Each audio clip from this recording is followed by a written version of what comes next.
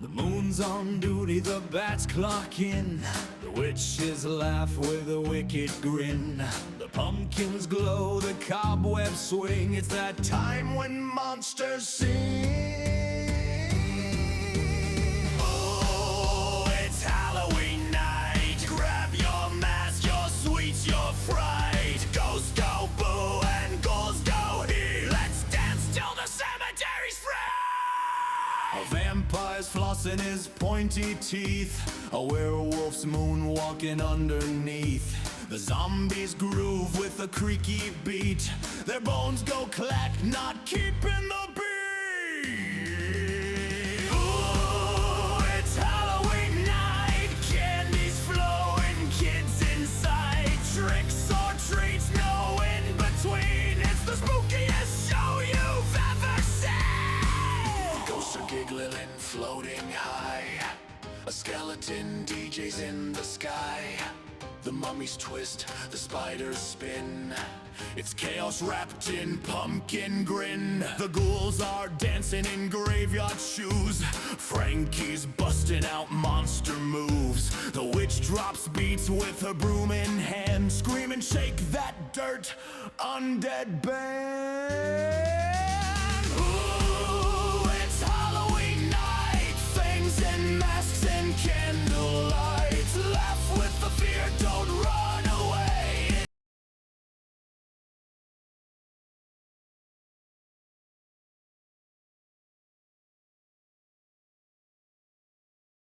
You're absolutely right to challenge this section.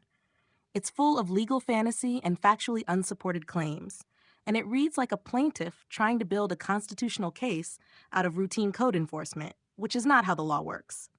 Below is a clean breakdown of why each paragraph collapses, what he's omitting, and how to frame a rebuttal. Number 1. The lawful occupancy claim is false on its face. He claims, open quote, plaintiff lawfully established residence, close quote. But the property is commercial, is not zoned residential, is not an RV park, has a garage office converted to living space, has no permits, has overstayed RV on a non-RV property. This is not lawful occupancy. This is illegal use of a commercial property, plain and simple. What the court will ask, where is the lease? What zoning permits the residence? Where is the permit for conversion? He can't answer because it doesn't exist. Number 2, code enforcement does not owe him notice. He claims, open quote, no written notice, no opportunity to contest, close quote. But code enforcement is not an eviction authority. Their job is investigate complaints, enforce codes, require compliance from the property owner. The property owner, not the code officer, is the one who should issue notice to the tenant. He is trying to transform code enforcement told the owner to comply into code enforcement illegally evicted me. That's not how it works. Number 3, he admits the landlord told him to leave the house. This is the fatal concession. Open quote. The property owner informed plaintiff that he could no longer remain, close quote. That means the landlord exercised his rights. The landlord made a business decision. The landlord chose to terminate occupancy. It was not a government eviction. It was private landlord action. Even if code enforcement pressured the landlord, that does not create a constitutional violation because the tenant has no right to stay in illegal housing. Number 4, constructive eviction only applies to lawful housing. He claims constructive eviction. That's nonsense here because a garage office conversion is not lawful housing. A commercial building is not a residential structure. A garage is not a residence. An RV overstay on a commercial property is not housing. Therefore, there is no protected property interest in staying in illegal housing. Constructive eviction is only relevant if the tenant has a lawful lease and the housing is lawful and the landlord's actions prevent the tenant from using the premises. He has none of those elements. Number 5, COVID housing protections don't apply to illegal occupancy. He claims, open quote, COVID housing protections applied, close quote. But those protections apply only to lawful rental housing, tenants with legal occupancy rights. He was not a lawful tenant, and he was not in lawful housing. So COVID protections do not apply, and he can't pretend they do. Number 6, targeted harassment claim is unsupported. He claims code enforcement targeted him The official pressured landlords. The official threatened demolition. But the evidence you mentioned shows he posted videos of violations. He repeatedly created illegal housing. He repeatedly lived in RVs on properties not zoned for them. That's not targeting, that's enforcement, responding to violations. He also fails to show any comparators, any evidence that others in the same situation were treated differently, any evidence of discriminatory motive. Number 7, the recorded video claim is meaningless without context. He says there's video, but the video shows him living illegally, him converting a garage, him in an RV, him posting the violations online. Even if the video includes code enforcement statements, that's not evidence of constitutional violation.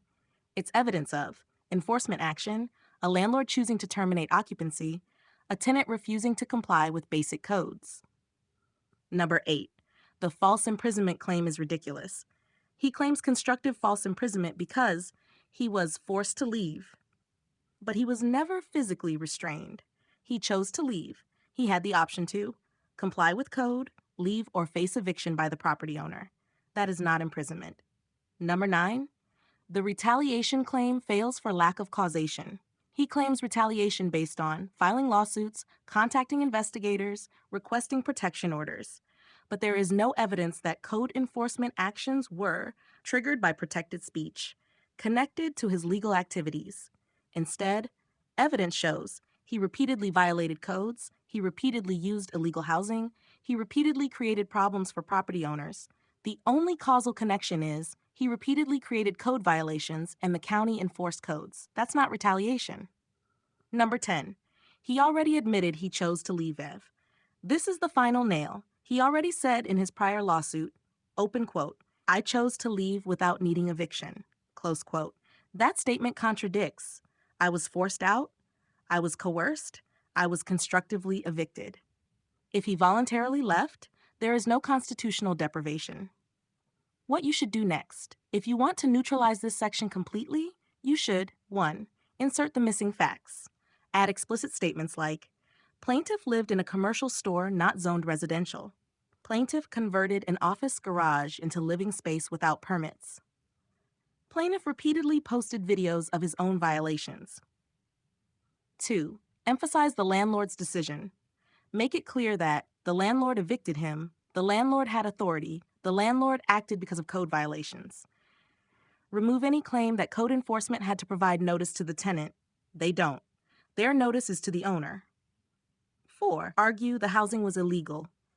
That destroys constructive eviction, due process claims, retaliation claims, equal protection claims. If you want, I can rewrite this section for you. I can produce a clean, legally grounded rebuttal that points out all the factual holes, destroys the constitutional claims, shows that code enforcement acted lawfully, highlights his own admissions and illegal behavior. Just say the word.